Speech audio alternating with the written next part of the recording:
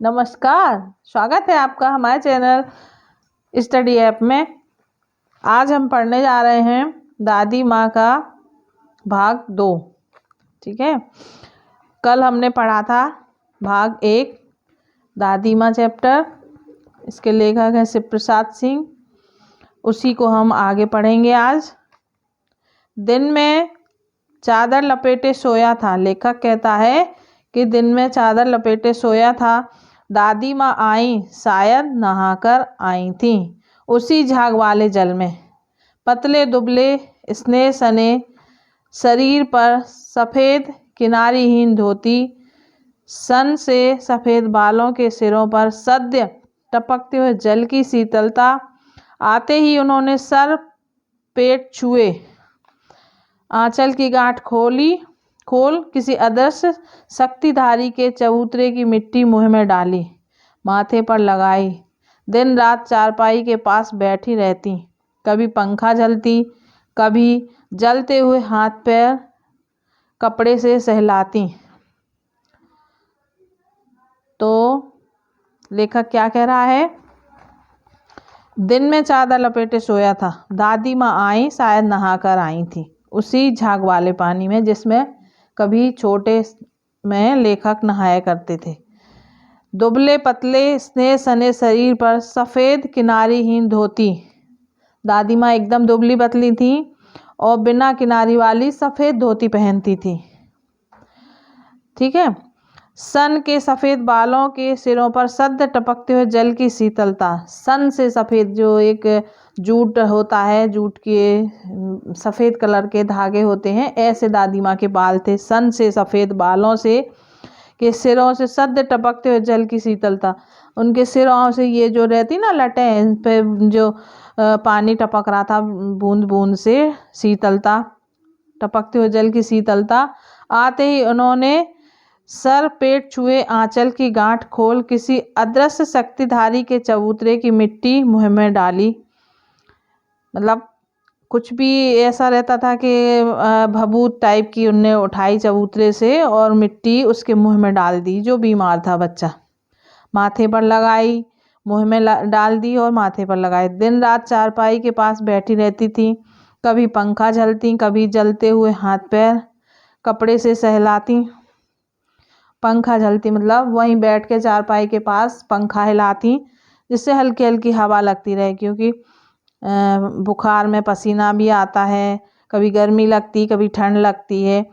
तो ये सब दादी माँ कुछ ना कुछ करती रहती थी पास में। कभी जलते हुए हाथ पैर कपड़े से सहलाती। जलते हुए मतलब हाथ पैर में जलन हो रही है तो गीला कपड़ा करके और उसको पानी से पोंछती, जिससे बुखार कम हो जाता है। सर पर दालचीनी का लेप करती और 20 बार छू छू कर ज्वर का अनुमान करती। दालचीनी एक लकड़ी आती है, उसको पीस के उसका अच्छा पानी, ठंडे पानी में लेप बना के माथे पर लगा दो तो जितना भी बुखार है, सर दर्द है, ये सब दूर हो जाता है। और हाथ पैर कपड़े से सहलाती, सर पर दालचीनी का लेप करती और 20 बार छू छू कर ज्वर का अनुमान करती। 20 बार सिर पर हाथ रख रख के देखती कि बुखार ठीक हुआ कि नहीं हुआ, और अनुमान करती। हांडी में पानी आया कि नहीं, उसे पीपल की छाल से छौंका कि नहीं, खिचड़ी में मूंग की दाल एकदम मिल तो गई है, कोई बीमार के घर में सीधे बाहर से आकर तो नहीं चला गया। मतलब घर में अगर कोई बीमार है और कोई बीमार आके बाहर से कोई आया, उसको छू के तो नहीं चला गया, जिससे उसका बुखार और तेज हो गया, और तेज बुखार आ गया उसको। कोई बीमारी के घर से सीधे बाहर से आकर तो नहीं चला गया, आदि लाखों प्रश्न पूछ कर दादी माँ घर वालों को परेशान कर देती कि कहीं कोई हमारे घर में आया तो नहीं था जिसने इसको छू दिया, जिससे उसका बुखार और तेज हो गया। ये सब दादी माँ कई बार पूछती, जिससे घर वाले परेशान हो उठते। दादी माँ को गवई गांव की 50 किस्म की दवाओं के नाम याद थे। दादी माँ तो गांव की सबसे बुजुर्ग महिला थी, इसलिए उन्हें 50 दवाइयों के नाम याद थे। गांव में कोई बीमार होता उसके पास पहुंचती और वहां भी वही काम, हाथ छूना, माथा छूना, पेट छूना, फिर भूत से लेकर मलेरिया, सरसाम, निमोनिया तक का अनुमान विश्वास के साथ सुनाती। मतलब गांव में किसी को भी थोड़ा सा बुखार आया, सर्दी खांसी हुई, तो वो दादी माँ को जरूर लेने आएंगे। जैसे कोई एक वैद्य को लेने आता है, ऐसे दादी माँ को लेके फिर वो दादी माँ वहाँ जाके भी वही काम शुरू कर देती हैं। उनका सर छूना, हाथ छूना, पैर देखना, पेट देखना, कहीं भूत तो नहीं लग गए, मलेरिया तो नहीं हो गया, कहीं सरसाम या निमोनिया तो नहीं हो गया, ये सब अनुमान लगाकर विश्वास के साथ सुनाती। महामारी और विषुचिका के दिनों में रोज सवेरे उठकर स्नान के बाद लवंग और गुड़ मिश्रित जलधारा, गुग्गल और धूप सफाई कोई उनसे सीख ले।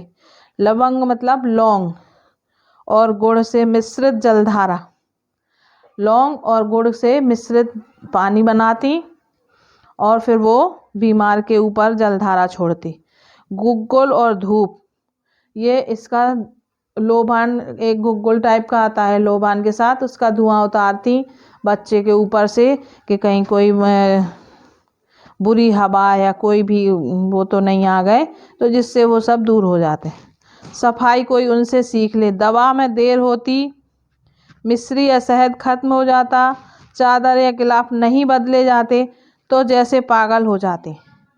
देर से अगर दवाई दी तो दादी माँ चिल्लाने लगती। समय से दवाई दो, समय से खाना दो, समय से बीमार के कपड़े बदलो, समय से तकिया बदलो, समय से चादर बदलो, नहीं तो दादी माँ पागल जैसे हो जाती और चिल्लाने लगती, क्योंकि उन्हें हर चीज़ टाइम से देना पसंद है।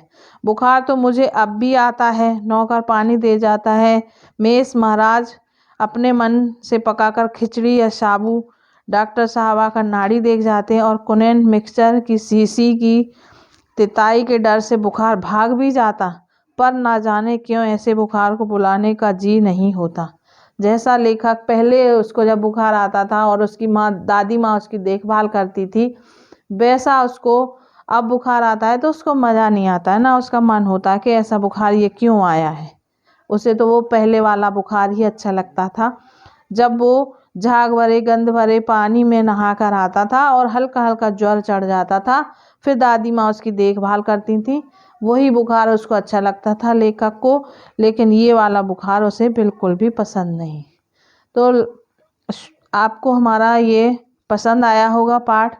इसमें आपको कुछ भी समझ में ना आया हो तो आप कमेंट बॉक्स में कमेंट्स करके पूछ सकते हैं और हम आपको उसका आंसर दे देंगे। धन्यवाद।